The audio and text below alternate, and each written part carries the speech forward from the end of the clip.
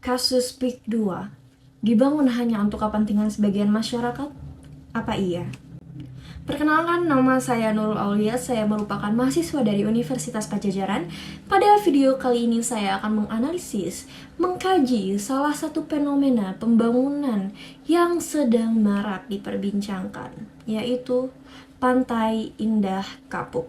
Pantai Indah Kapuk atau PIK 2 adalah sebuah kawasan yang elit yang terletak di Jakarta Utara dan Tangerang yang menimbulkan banyak kontroversi terkait aksesibilitas dan kesenjangan sosial. PIK 2 merupakan proyek reklamasi dan pengembangan kawasan yang dikelola oleh perusahaan besar Agung Sedayo Group. Kawasan ini dikenal sebagai dengan fasilitas modern, area hunian mewah, dan akses ke pantai buatan. Namun, pembangunan ini juga memicu kritik karena dinilai hanya melayani kepentingan kalangan menengah ke atas dan mengabaikan masyarakat kelas bawah.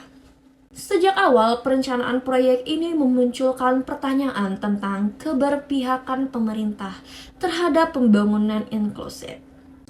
Apakah PIK 2 benar-benar mencerminkan kemajuan atau justru memperdalam kesenjangan sosial di Indonesia? Baik, kita langsung ke analisis masalahnya. Pembangunan PIK 2 menimbulkan beberapa isu utama, yaitu ketimpangan sosial dan ekonomi.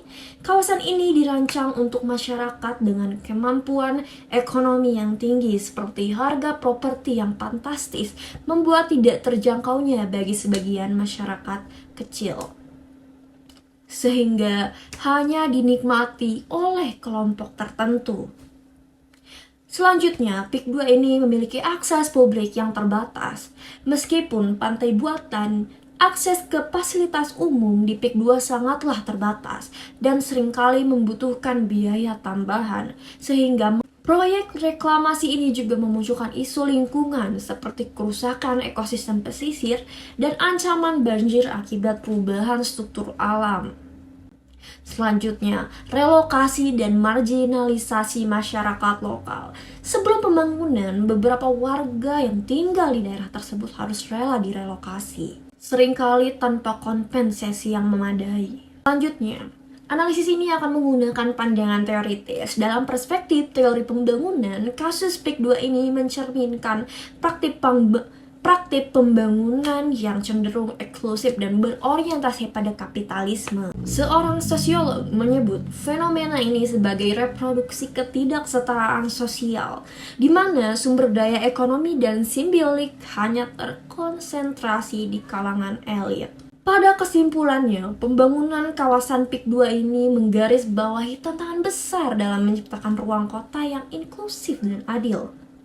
Meski memberikan kontribusi ekonomi, proyek ini juga memperkuat ketimpangan sosial dan aksesibilitas yang terbatas bagi masyarakat menengah ke bawah. Sebagai masyarakat yang kritis, penting bagi kita bahwa untuk terus mengkawal kebijakan pembangunan agar tidak hanya berfokus pada keuntungan ekonomi, tetapi juga memperhatikan kesejahteraan yang adil sosial bagi semua lapisan masyarakat. Baik, demikian video mengenai kasus lahan PIK 2 ini. Terima kasih.